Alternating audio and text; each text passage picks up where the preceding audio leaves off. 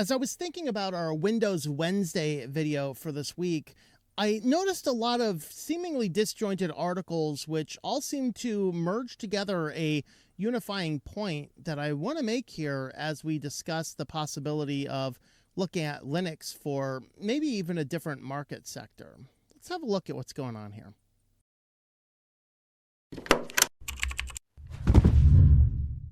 Welcome back to Switch to Linux. We like doing the Windows Wednesday around here just so that we can get a chance to see why one might want to switch to Linux, looking at the ways that Windows forces things upon us and all of the big tech surrounding it. Not everybody needs all of these new features. Not everybody needs a system which is not going to respect your freedom and choices. That's why we talk about Windows on Wednesdays most of the times around here. If you like this type of content, please feel free to subscribe to the channel. If you have not done so already, leave us a like and a comment down below. And this week, as I was looking at various Windows articles, as I usually do each week, as I'm gathering articles for the news on Thursdays and just seeing what all is going on in the tech world, I pulled up several different articles which individually didn't seem to make a good story. But then when I started thinking about everything I just read, I said, there's something interesting here, something fascinating that's just out of reach. And I wanted to talk a little bit about that. I kind of started with this article here, of course, utilizing the new word. I don't know. I kind of keep my channel here family friendly. I'm not sure if this is a word we should use, but we'll go ahead and use it here in shitification. Of course, the constantly, potentially intentional making worse of things over time. And so Windows Central starts out why Microsoft's shitification of Xbox, Surface, and even Windows itself are all by design.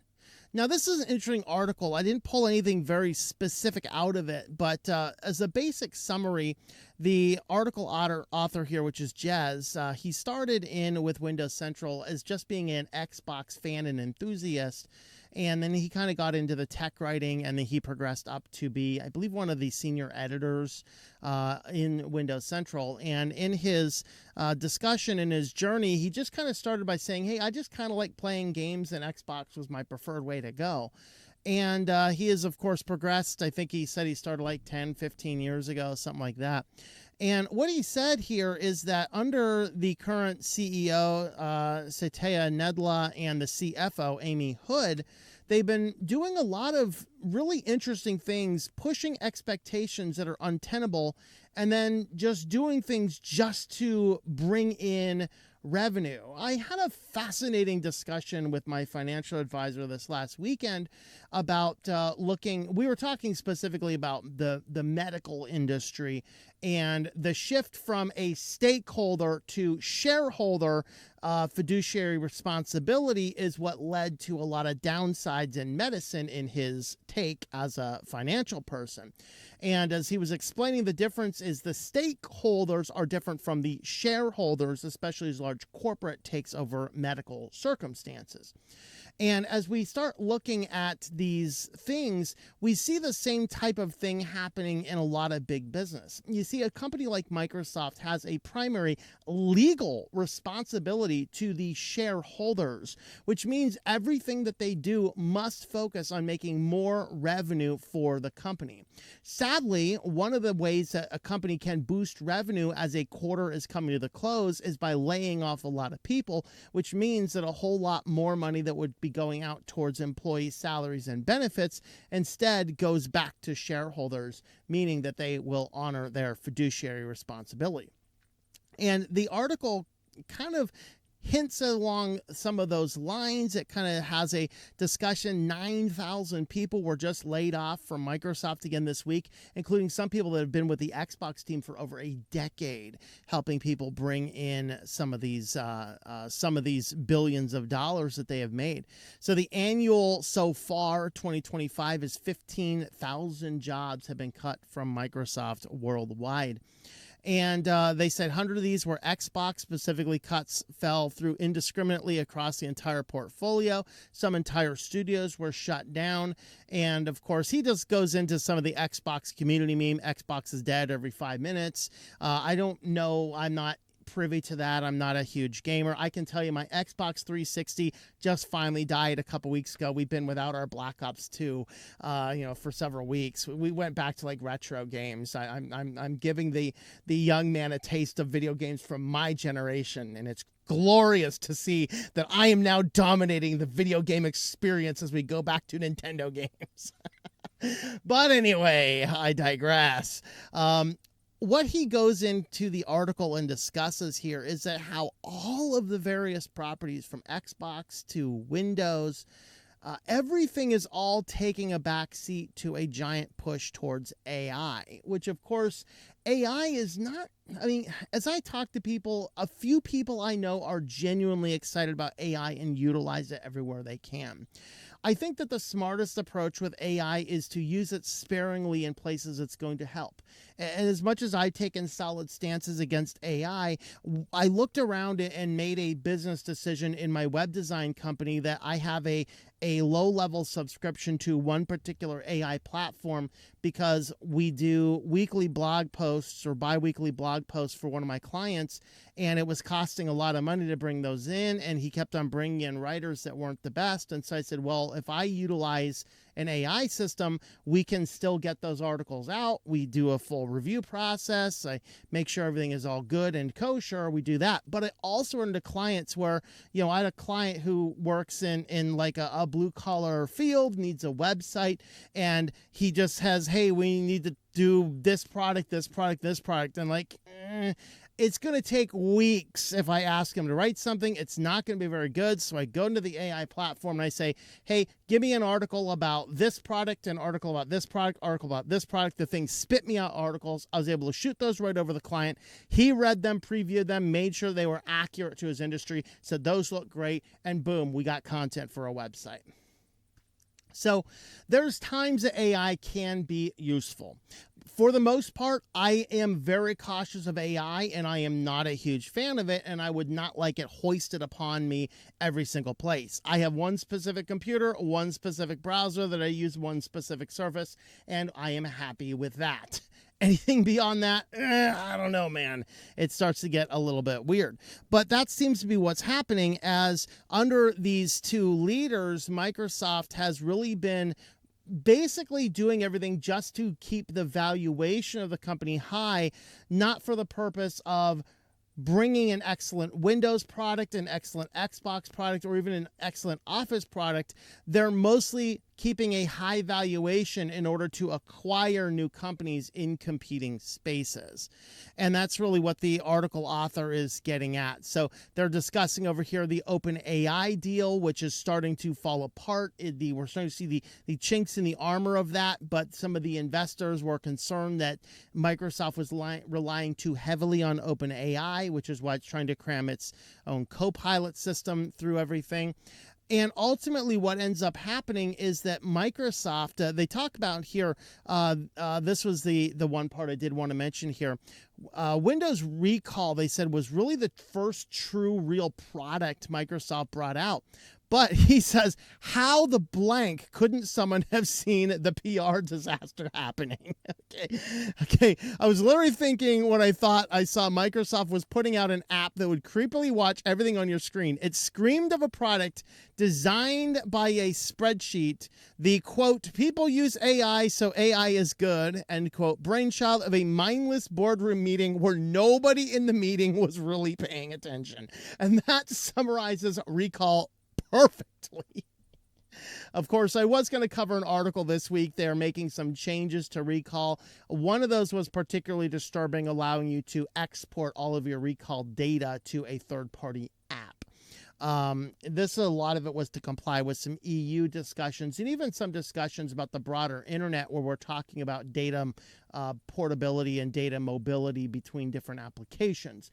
That really had a lot more of what was to do with it, so I decided I wasn't going to cover that particular article here. But the entire Copilot Plus PC range, it says, screams of this utterly uninspired, underbaked, and unthoughtful approach that has typified Surface since the architects of Panos Panay and Ralph Grion had sadly been driven out of the company.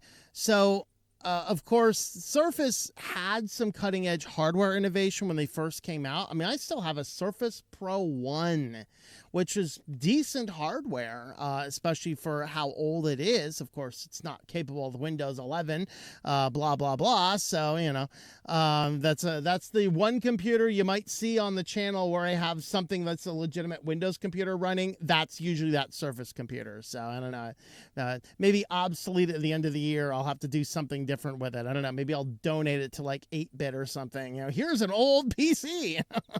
But anyway, he gets into here mentioning that a lot of what Microsoft is doing is just, they know they're so captive. They know that the people are going to be forced to use Windows, so they don't have to make it a good product to attract people to it. And that really is the point that the article is getting at, that it's making things intentionally bad in a way, mostly to keep the revenue up, just keeping it afloat enough to have enough as it wants to bring on more companies that compete with it, basically do the same thing that Meta has been doing for a while, just buying up their competitors, incorporating them, and then expanding their footprint. So that's one of the things going on. Of course, this article here kind of tied into this, because remember that when, you know, these AI PCs are coming out, and a lot of people don't know that they're really different types of PCs. They don't know that they have the recall and a bunch more AI features, and a lot of people really don't want AI crammed into everything. Some people do, so it's neat that there's an option. Unfortunately, now even desktop computers are going to start getting Copilot Plus PCs with AI powers and things like this. And the challenge with this is that the one market that Windows still dominates completely is in gaming. In fact, a Steam survey earlier in June showed that 95.6% of PC gamers are still gaming on a Windows-based system. Now, for the first time in June, that the Windows 11 users was higher than anybody else. That's now 60%. Of course, that is mostly because Windows 10 is becoming obsolete. Some people are either upgrading their hardware or just upgrading their software if they're capable of doing so. And so what ends up happening here is that, yeah, a lot of people are still using your Windows platforms for gaming, but it doesn't actually have to be that way. As Steam and Valve is making a lot of positive directions, really the only place left behind for the gamers is those rich AAA titles. Those ones with severe kernel level anti-cheat are really the only holdouts right now. And that survey was done before Steam released its latest new version, which really hit Microsoft right below the belt, and it caused a lot of things. And I didn't cover that on my channel because I'm not a gamer. Some ordinary gamers did, and numerous other people covered it as well. I'll refer you to their videos. I'm not gonna, pretend to get into the gaming world. It is a little bit more complex than I can cover briefly. But in this article here, in Valve, what they're showing here is that with the exception of Borderlands 3, Steam OS outperforms Windows 11 on many games. So here's a bunch more. Once again, the only one that was worse was Borderlands 3. A few of them were very perilously close. Most of them outperformed fairly significantly across the board on a number of different settings and things like that. So you can see here that SteamOS really is making a lot of positive direction. And one of the sad things is that as more desktop computers are moving towards the Copilot Plus PCs, a lot of these Copilot Plus PCs were based on ARM, and they don't work with gaming well. Now, there were interface layers that allowed you to play x86 games at an ARM level, but they weren't as good. But what people found is with the original Copilot Plus PCs, gaming absolutely took a massive hit, and many popular games didn't even play at all. Now, I'm not sure if that applies to these new desktops coming out with an NPU, because that was because those Snapdragon PCs were ARM PCs. See, the original Copilot Plus PCs were ARM. I don't know if these ones are ARM or if these ones are x86. I'm not a hardware guy, guys, just so you know. But just making the point that now they're starting to cram the AI not just in special laptops, but now moving forward, it seems like the trend might be nearly every CPU comes out has an NPU built in, allowing all these Copilot Plus PC things to work. Now, of course, as people are starting to make this realization that they may have to buy a new computer because their current computer may not support Windows 11, at the same time, we're seeing rising prices, as much as 45% increases by the end of this quarter on DDR4, DDR5, GDDR6 RAM. They said here, set to cause havoc on PC, smartphone, and GPU prices. Right at a time, many people are going to have to go out and buy a new computer. So Windows is artificially saying, yep, your computers are going to stop working. You got to go buy a new one. And now people whose budgets are already tight are now being forced to buy a new computer.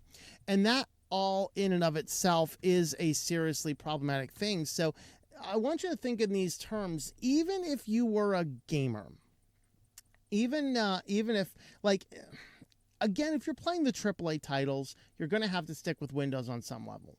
But if you're not doing the AAA, if you just enjoy games, tons and tons of people play games very well on Linux. If you're just doing internet searches, you're just checking your email, you're just consuming content, Linux is going to work perfectly fine. With that exception of Peacock does not appear to work on Linux. So streaming, any other streaming service, all the guys that I know and talk to regularly, they watch every other streaming service available. If that's your thing, you can do it on Linux. So if you are to that point where you're a person that is on Windows 10 and you're like, I can't afford a new computer, but my computer cannot upgrade to Windows 11, or you might say, I just don't want all the AI stuff crammed with 11. Maybe you say it's time to switch. I'm going to encourage everyone to check out Linux Mint. Now, there are a lot of Linux distributions. A lot of people get out there and say, you know, how do I pick a Linux distribution? I'm just going to tell you this up front, okay? Years experience running Linux and working with people brand new to Linux. Just start with Linux Mint, all right? It is a fairly apolitical distribution. It is easy. It is familiar. It works on the broadest range of hardware. You can get your feet wet with this. And if you're like me, I love Linux Mint. Almost every computer that I have here is Linux Mint.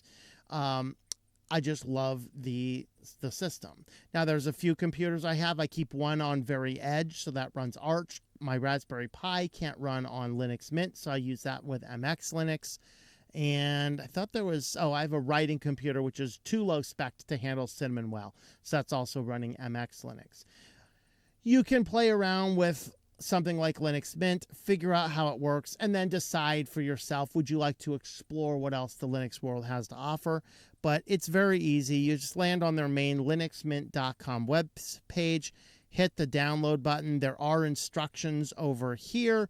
There is a QR code that you can click on that, and that's going to allow you to get in there and to view these instructions on a smartphone while you are running through it. But then there's the Cinnamon, XFCE, and Mate. Again, for most people, I would just recommend downloading the Cinnamon edition. That's going to work fairly well. And the other ones are there if you want to play around with something different.